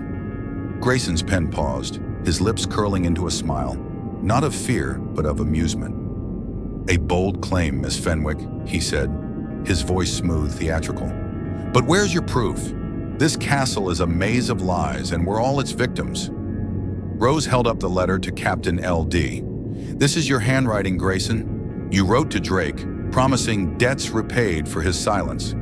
You knew he'd try to burn the Vexley file, and you rigged the pistol to ensure he wouldn't talk." She gestured to the baseboard's hidden chute. "You used the passages to move unseen, the mirrors to watch, the pipes to listen. You staged every murder, Crane's Needle, Hawthorne's Fall, Isolde's Poison, all to craft your perfect crime." The guests gasped, their eyes darting to Grayson. Winthrop's veil fluttered, Marrow's hands stilled, Shaw's breath caught. Lily sobbed. Gideon's smirk vanished, his gaze sharpening. Grayson laughed, a low, chilling sound. "Bravo, Fenwick. You've read my draft, but you missed the motive." He stood, his notebook falling to the floor, its pages spilling like confessions. "Vexley destroyed me. 10 years ago, he called my work derivative, humiliated me in literary circles, ensured no publisher would touch me. I was ruined, but I learned his secrets, his madness, his experiments, his castle of traps. When he vanished, I saw my chance. I summoned you all, his old allies and enemies, to play my game. Ravenmoor is my stage, and you're my cast." Rose's hand tightened on her knife.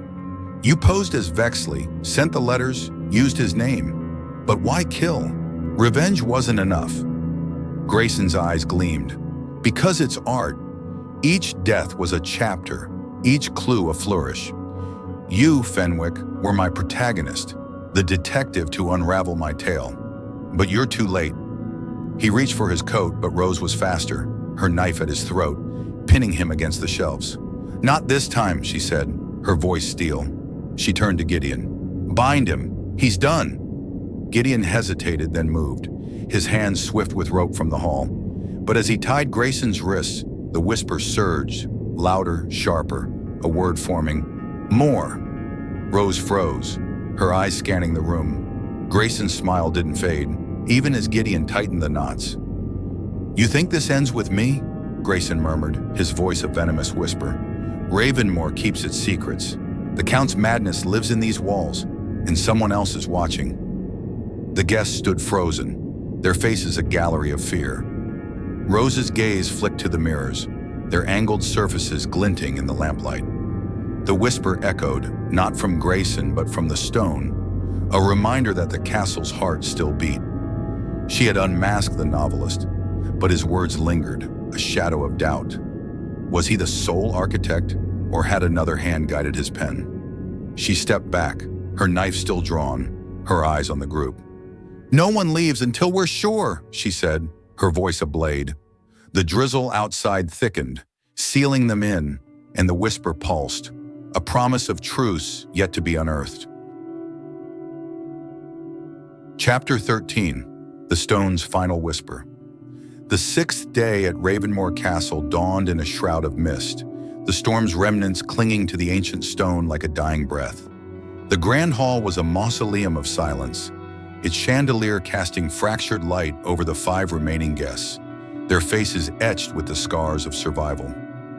Victor Grayson, the novelist unmasked as the architect of the murders, sat bound in a corner, his wrists tied with Gideon's rope, his eyes gleaming with a defiant amusement that chilled Rose Fenwick to her core.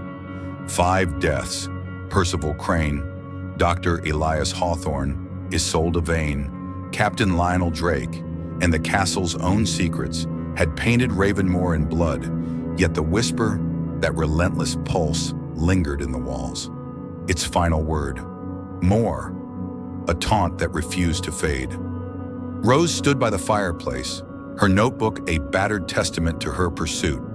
A platinum blonde wig, Crane's cryptic note, Hawthorne scrawled, "I know his face," the typewriter's warning, Vexley's medical files, a letter to Captain LD, and the chilling network of mirrors and listening tubes.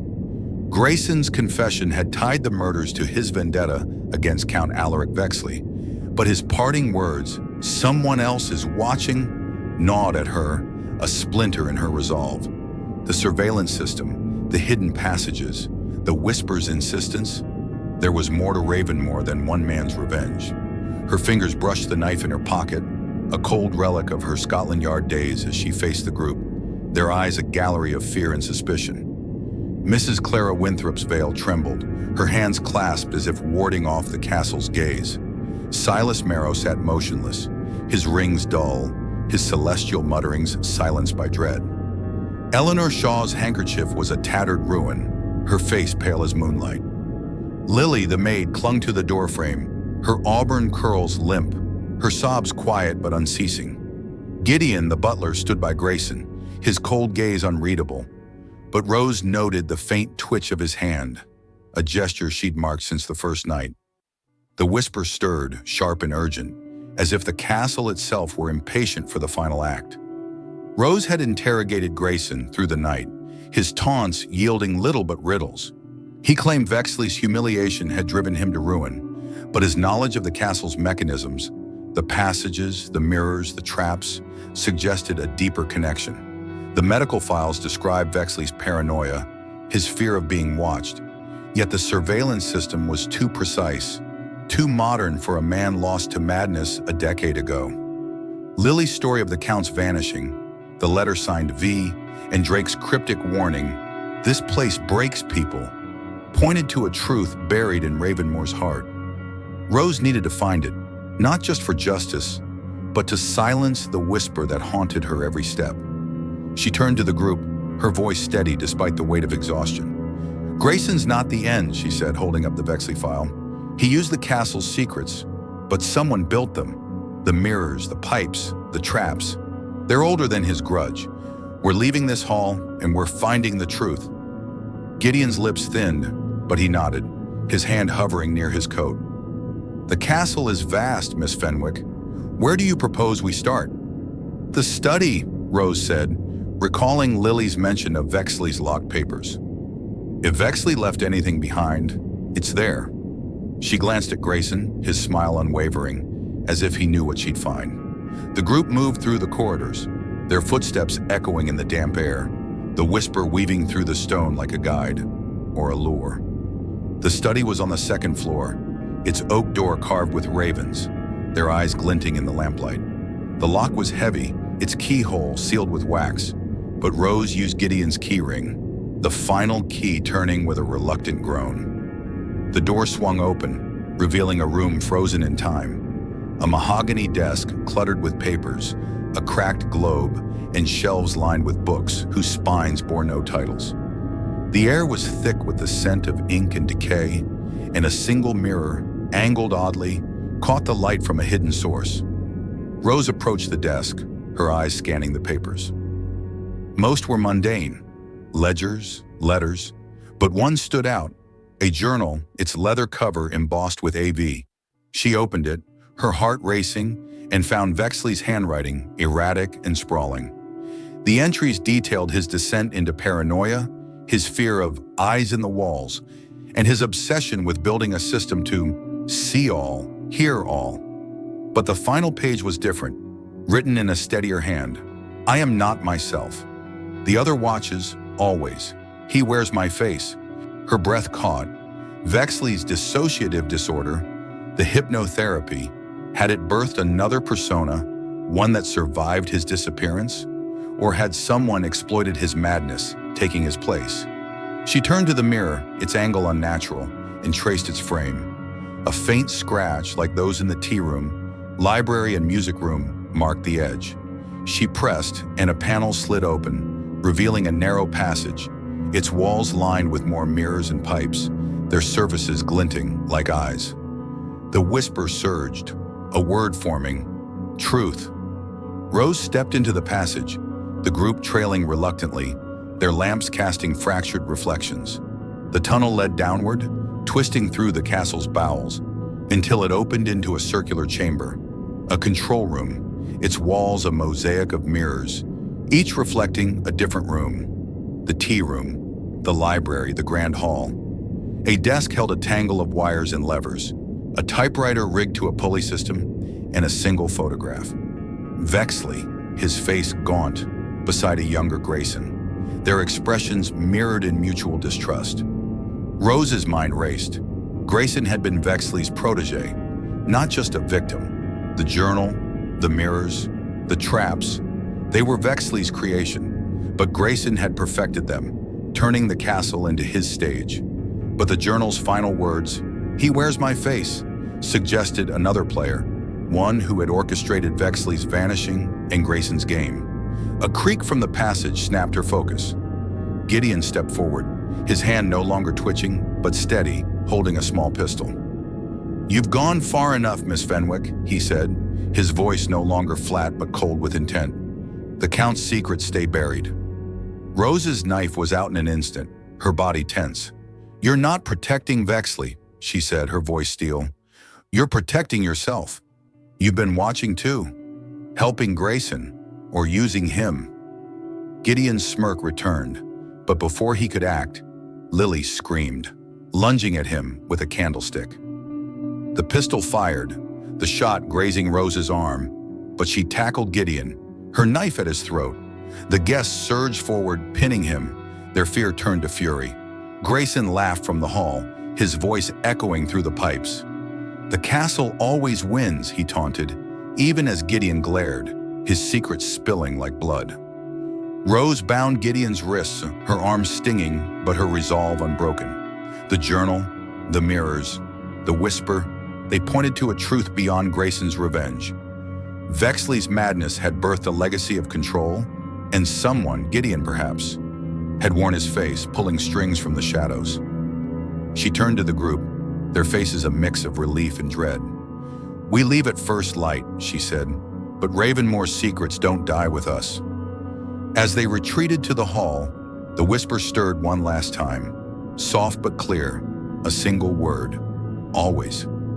The mirrors glinted, the castle's heart still beating, and Rose knew that some truths would remain buried, locked in stone forever. Chapter 14, The Echoes of Departure. The seventh day at Ravenmore Castle dawned under a sky bruised with clouds, the mist curling around the spires like a shroud refusing to lift. The Grand Hall, once a stage for terror, now held the weight of a hollow victory. Victor Grayson, the novelist whose vengeful pen had scripted 5 murders, sat bound in a corner, his mocking smile dimmed but not extinguished. Gideon, the butler whose complicity had woven a second layer of deceit, was tied beside him, his cold gaze fixed on the floor, his secrets spilling no further. The castle's stone walls stained with the blood of Percival Crane, Dr. Elias Hawthorne, Isolde Vane, Captain Lionel Drake, and countless unseen truths seemed to exhale a final, weary breath. Yet the whisper, that relentless pulse, lingered in the shadows, its last word, always. A promise that Ravenmore's heart would never still. Rose Fenwick stood by the hall's great doors, her notebook a battered relic of her battle against the castle's darkness. Its pages held a grim tapestry, a platinum blonde wig, Crane's note, Hawthorne's "I know his face," the typewriter's taunt, Vexley's medical files, a letter to Captain LD, and the chilling mirrors and pipes that had watched their every move. The journal from Vexley's study, with its cryptic "He wears my face," had unmasked Grayson's vendetta and Gideon's betrayal, but it left Rose with a splinter of doubt. The whisper's insistence, the mirror's glint, Grayson's taunt, "Someone else is watching," suggested a deeper truth, one the castle guarded with jealous ferocity. Her arm, grazed by Gideon's bullet, throbbed beneath her coat, but her knife remained a cold comfort, a reminder that survival demanded vigilance. The surviving guests were specters of themselves, their confessions from the game of secrets now distant wounds. Mrs. Clara Winthrop stood by the fireplace, her veil lifted for the first time, revealing eyes hollow with grief but resolute. Silas Marrow clutched his rings, his celestial mutterings replaced by a quiet resignation. Eleanor Shaw's hands were steady, her tattered handkerchief discarded, her face set with a determination to leave Ravenmore behind. Lily, the maid, stood close to Rose, her auburn curls tied back, her fear tempered by a newfound strength forged in her attack on Gideon. The group was diminished, but alive, their shared ordeal a fragile bond against the castle's lingering malice. Rose had planned their departure at first light, the mist-shrouded road their only path to salvation. The authorities would come for Grayson and Gideon, but Ravenmore's isolation demanded they leave now, before the castle claimed another soul. Yet a final task gnawed at her. The study's journal hinted at Vexley's survival, or at least his legacy, and the whispers always felt like a summons to one last truth. She turned to the group, her voice firm despite the weight of exhaustion. "We leave in an hour," she said, "but I need to check the study one more time. There's something we've missed." Lily's eyes widened, her voice a whisper. "Miss Fenwick, it's not safe. The castle, it doesn't let go." "I know," Rose replied, her hand brushing Lily's shoulder. "Stay here. Keep watch on them." She nodded toward Grayson and Gideon, whose silence was a storm of its own. The corridors were a labyrinth of echoes, the whisper weaving through the stone, softer now but no less insistent. Rose climbed to the second floor, her oil lamp casting long shadows that danced like ghosts of the fallen. The study's raven-carved door loomed ahead, its wax seal broken from their earlier intrusion. She pushed it open, the scent of ink and decay washing over her, the mirror's glint a silent accusation. The journal lay where she'd left it, its pages a map of Vexley's madness. But her eyes were drawn to the cracked globe beside the desk, its surface etched with faint lines that hadn't caught her notice before. She ran her fingers over the globe, finding a seam, its edge marked with the same scratch she'd seen on the tea room's portrait, the library's baseboard, and the music room's tapestry. Her pulse quickened. She pressed, and a soft click echoed, the globe splitting to reveal a hidden compartment. Inside was a single letter, its paper brittle but intact, addressed to My Shadow. The handwriting was Vexley's, but steadier, as if written in a moment of clarity. It read, "If you read this, I am gone, but not lost. The castle is yours, as is my face. Guard it or destroy it, but never let them know." Rose's breath caught. The letter confirmed her fear. Vexley had planned his disappearance, perhaps passing his identity to another. Gideon, or someone yet unseen. The mirrors, the pipes, the traps, they were his legacy, a machine of control that Grayson had hijacked but not created. She tucked the letter into her notebook, her mind racing. Had Vexley survived hiding in the shadows? Or had his shadow taken his place, orchestrating the chaos from afar? A faint creak sounded behind her, not from the door but from the wall. She doused her lamp, her knife drawn, and pressed herself against the desk. The whisper surged, a word forming. "Leave!" A shadow moved in the mirror, fleeting but human, its outline vanishing into the passage she'd uncovered. Rose's heart pounded, but she held her ground, her eyes straining in the dark. The castle was alive, its secrets unwilling to release her, but pursuit now meant death. She relit her lamp and retreated, the letter a burning weight in her coat. Back in the grand hall, the guests were ready, their meager belongings gathered. Grayson's smile widened as she entered, his voice a venomous murmur. "Find what you were looking for, Fenwick?" She ignored him, addressing the group. "We go now. No looking back." Her eyes met Lily's, then Winthrop's. Each nod a silent pact. They dragged Grayson and Gideon to their feet, the prisoners' silence a stark contrast to the castle's restless hum. The great doors groaned open, the mist swallowing them as they stepped onto the road. The whisper followed, faint but clear, a final echo. "Forever." Rose glanced back, the castle's spires piercing the fog, its windows like eyes that never blinked. The letter, the shadow, the whisper, they were truths she'd carry, but Ravenmoor would keep its deepest secrets, locked in stone. As the group vanished into the mist, the castle stood silent, its heart still beating, waiting for the next soul to answer its call.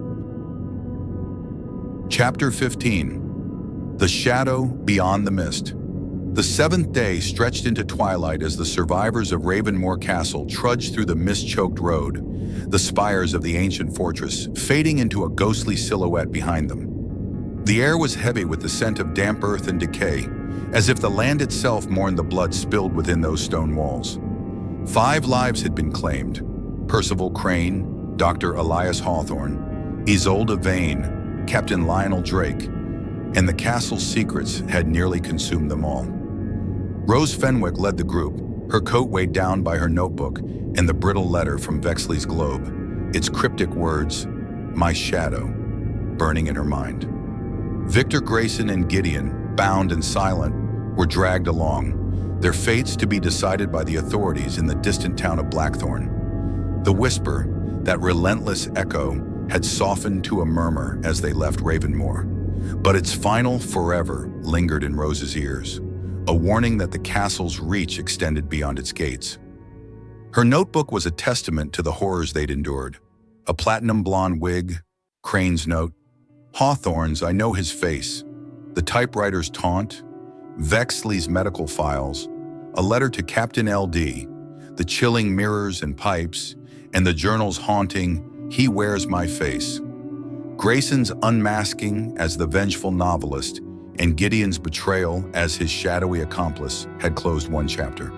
But the letter from the study suggested another figure, a shadow who had inherited Vexley's identity or his madness. Rose's grazed arm throbbed, a reminder of her brush with death, but her knife remained a steady comfort, her Scotland Yard instincts urging her to look beyond the mist for the final piece of the puzzle. The survivors were a fragile procession, their steps faltering but resolute. Mrs. Clara Winthrop walked with her veil raised, her face lined with a quiet strength that belied her earlier fragility. Silas Marrow's hands were empty, his rings tucked away, his eyes fixed on the horizon as if seeking absolution in the distance. Eleanor Shaw moved with purpose, her fear replaced by a steely resolve to reclaim her life. Lily, the maid, stayed close to Rose, her auburn curls damp with mist, her courage forged in the crucible of Ravenmoor's terror. Grayson and Gideon, tethered by ropes, were silent, but Rose caught Grayson's fleeting smirk, a spark of defiance that unsettled her. The road was treacherous, its mud clinging to their boots, but the promise of Blackthorn's lights drove them forward. As dusk deepened, a faint glow appeared ahead, a lantern swaying in the hands of a figure cloaked in black. Rose's hand tightened on her knife, her senses sharpened by the castle's lessons. The figure raised the lantern, revealing an old man with weathered features, his eyes sharp despite his stooped frame. "Travelers from Ravenmoor?" he asked, his voice gravelly, carrying the weight of years. "I'm Elias, the postmaster from Blackthorn. Got word you might be coming." Rose stepped forward, her gaze steady. "We need the authorities," she said. "These men," she gestured to Grayson and Gideon, "are responsible for murder." Elias nodded, his eyes lingering on Grayson, a flicker of recognition passing over his face. I'll send for the constable. But first, there's something for you." He reached into his satchel, producing a sealed envelope, its wax stamp bearing a raven's crest. "Came to the post house yesterday, addressed to a Miss Fenwick." Urgent, it said. Rose's pulse quickened. She took the envelope, its weight slight but ominous, and broke the seal. Inside was a single page, its handwriting unfamiliar but precise. Unlike Vexley's erratic scrawl or Grayson's florid script, it read, "The castle is but a mirror, Miss Fenwick. You've seen my shadow but not my face. Seek the Raven's heart in Blackthorn and know me." The signature was a single initial, A. Her breath caught. A for Alaric Vexley, or another masquerading as him. The letter echoed the journal's "He wears my face" and the study's "My shadow," suggesting Vexley, or his successor, was alive, watching from beyond Ravenmoor. She glanced at Grayson, whose smirk widened, as if he'd expected this. Gideon's eyes remained downcast, but his fingers twitched, a silent confession of knowledge withheld. "Who sent this?" Rose demanded, turning to Elias. He shrugged, his expression unreadable. "Delivered by a courier, no name. Said it came from the old Vexley estate in Blackthorn. Been empty for years, but folks say it's haunted. Like the castle." He paused, his eyes narrowing. "You stirred something up, miss. Ravenmoor don't let go easy." Rose tucked the letter into her notebook, her mind racing. The Vexley estate, a new lead, a thread to the Raven's heart. Had Vexley fled there after his disappearance, orchestrating the summons to Ravenmoor? Or was this another trap, set by a shadow who wore his name? The whisper, faint now, stirred in her mind, a distant echo of forever, as if the castle's voice had followed them into the mist. The group pressed on, Elias leading them to Blackthorn's outskirts, where the constable awaited.